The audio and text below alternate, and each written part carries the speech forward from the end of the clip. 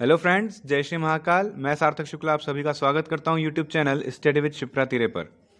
दोस्तों, हमने कल इसमें का एक क्वेश्चन किया था, उसके बाद मैंने आपको ये वाला क्वेश्चन होमवर्क में दिया था। तो बहुत सारे बच्चों ने कमेंट्स में आंसर दिए थे और सभी बच्चों के आंसर सही थे। अब मैं आपको इसको सॉल्यूशन करवा देता हूँ। जिन बच्चों को नहीं आया है वो इसको देख लें कि इसको कैसे करेंगे, फिर इसके बाद मैं आपको नए क्वेश्चंस देता हूँ। ठीक है फ्रेंड्स, तो चलिए शुरू करते हैं कि ये क्वेश्चन कैसे किया है। और जिसने भी अभी तक इसमें का क्वेश्चन नहीं दिखाया गया कि ये कैसे किया जाता है दोस्तों, तो वो इससे पहले का वीडियो देख लें। उस वीडियो की लिंक मैं आपको डिस्क्रिप्शन बॉक्स में प्रोवाइड करवा दूंगा। आप उसमें क्लिक करके पहले वो वीडियो पूरा देख लीजिए, आपको समझ में आ जाएगा कि इस प्रकार के क्वेश्चंस कैसे होते हैं। तो चलिए फ्रेंड्स, ये वाले क्वेश्चंस का सॉल्यूशन मैं आपको दे देता हूँ। ठीक है, इसको सॉल्व करेंगे फ्रेंड्स। तो जैसे कि आप बहुत अच्छे से जानते हैं, मैंने आपको पिछली बार वीडियो में समझा दिया था कि क्वेश्चन है the sum of two number is 9 and the sum of their squares is 41, find the smallest number. Hindi में है, दो संख्याओं का योग 9 है और उनके वर्गों का योग 41 है, इनमें से छोटी संख्या ज्ञात करें। ठीक है, तो मैंने जैसे पहले वाले क्वेश्चन में समझाया था फ्रेंड्स, तो उसमें ये था कि हमें ना तो पहली संख्या पता थी ना ही दूसरी संख्या पता है। अब क्वेश्चन क्या बोल रहा है कि the sum of two number is 9, यानी कि दो संख्याओं का योग क्या है, 9 है, यानी कि a plus B is equals to क्या, 9। ठीक है, यही बोल रहा है, दो संख्याओं का योग 9 है और हमें दोनों संख्या पता नहीं है। ठीक है, अब इसके बाद बात करते हैं। उसने बोला है कि and the sum of their squares is 41, यानी कि a square plus B square is equals to 41। ठीक है, अब हमारे पास पहली इक्वेशन है और सेकंड इक्वेशन है। अब हमें पूछा गया है कि इसमें से छोटी संख्या ज्ञात करें। तो फ्रेंड्स, छोटी संख्या कैसे पता करें? पहले तो हमें इतना तो दोनों संख्या ही पता नहीं है कि बड़ी छोटी कौन सी है। ठीक है, हमें ए भी नहीं पता है, बी भी नहीं पता है, तो हम कैसे पता करें कि इसमें से छोटी संख्या कौन सी है? तो सबसे पहले तो संख्याएं ज्ञात करनी पड़ेगी। तो उसके लिए एक ही फॉर्मूला होता है, मैंने बताया है इस टाइप के क्वेश्चंस के लिए। इसके लिए आइडेंटिफिकेशन लगती है दोस्तों, आइडेंटिटी लगती है इसकी, एल्जेब्रिक आइडेंटिटी। तो एल्जेब्रिक आइडेंटिटी क्या है? वो a प्लस बी का whole square plus a minus B का whole square is equals to 2 bracket में a square plus B square. ठीक है, अब a प्लस बी हमें यहाँ पे दिया हुआ है, a प्लस बी हमें यहाँ पे दिया हुआ 9, यानी कि 9 का स्क्वायर यानी 9 का वर्ग। ठीक है दोस्तों, अब प्लस इसको ऐसे की ऐसे ही रहने देंगे, a प्लस बी का whole square is equals to 2। अब a square plus B square कहाँ दिया हुआ है? यहाँ दिया हुआ है, a square plus B square यानी कि 41। तो ये हो जाएगा 41। अब इसको करेंगे तो 9 का स्क्वायर हो गया 81, इसको एज इट इज रहने देंगे दोस्तों।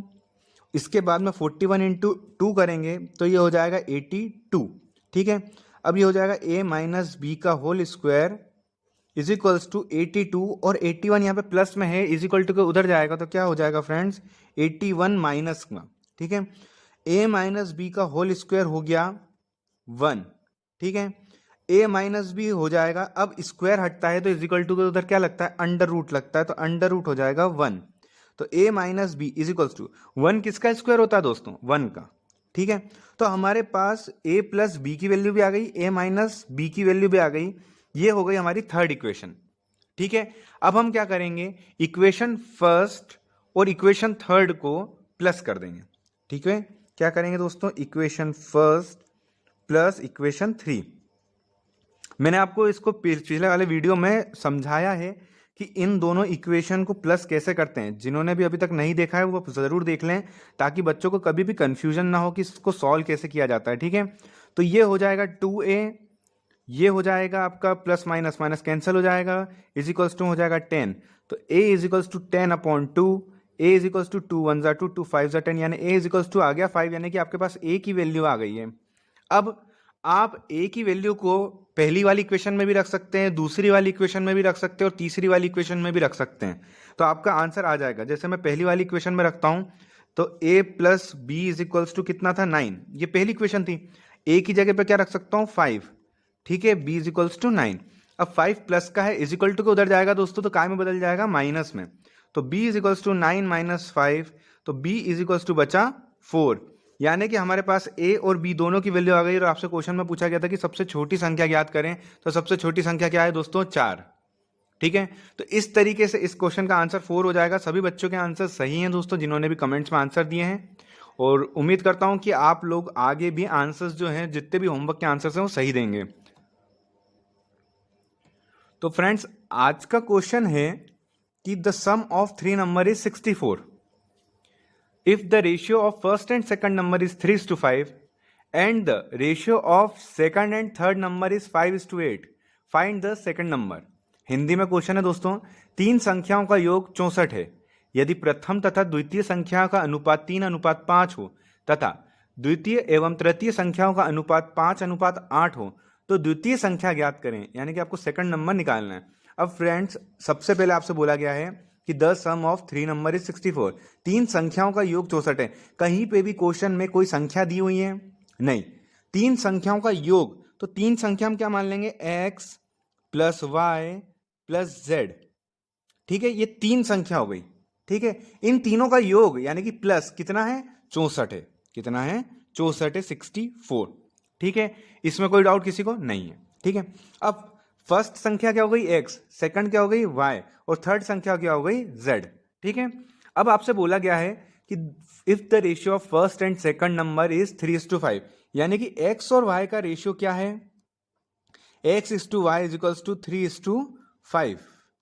ठीक है, फिर बोला गया है and the ratio of second and third number, second and third मतलब y और z, y और z का रेशियो कितना दिया गया है, 5:8।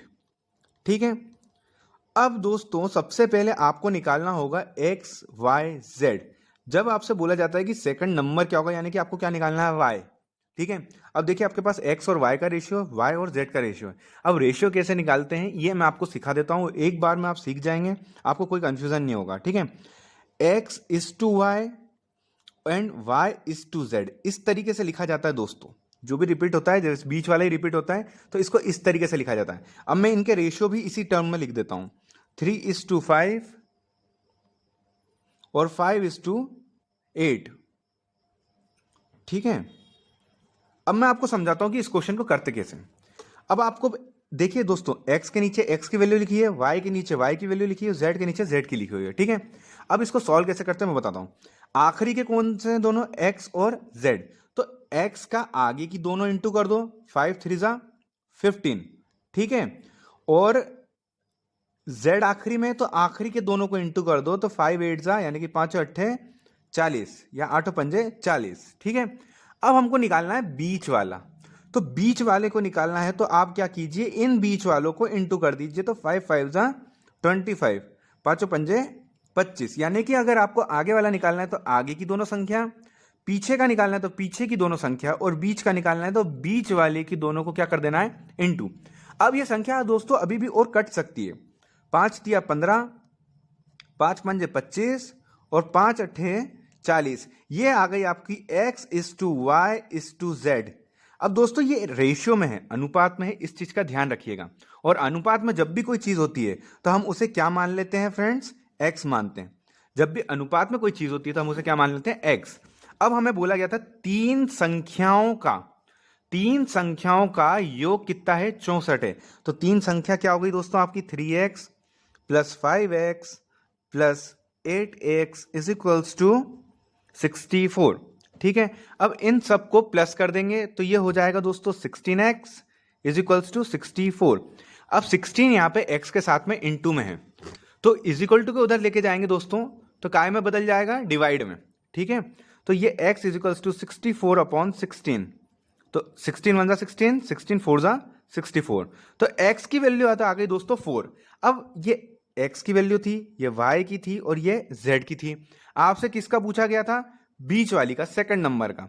तो सेकंड नंबर क्या है, 5x, तो x की जगह पे क्या रख दोगे दोस्तों आप, 4। तो ये कितना हो जाएगा, अब ब्रैकेट में रहता है दोस्तों तो ये इंटू में रहता है। ठीक है, तो 5×4 = 20, यानी कि सेकंड नंबर क्या हो गई, 20। इसी प्रकार से अगर आपसे फर्स्ट नंबर का पूछते तो आप x की जगह पे क्या रख देते हैं, 4, तो 4×3 = 12, 12 पहला नंबर हो जाता है। और लास्ट नंबर अगर आपसे पूछता है तो 4×8 = 32। इस तरीके से आपको ये वाला क्वेश्चन सॉल्व करना था, और इसका आंसर है दोस्तों 20, क्योंकि हमसे बीच वाली संख्या पूछी गई थी, सेकंड वाली 5x, तो 5×4 = 20।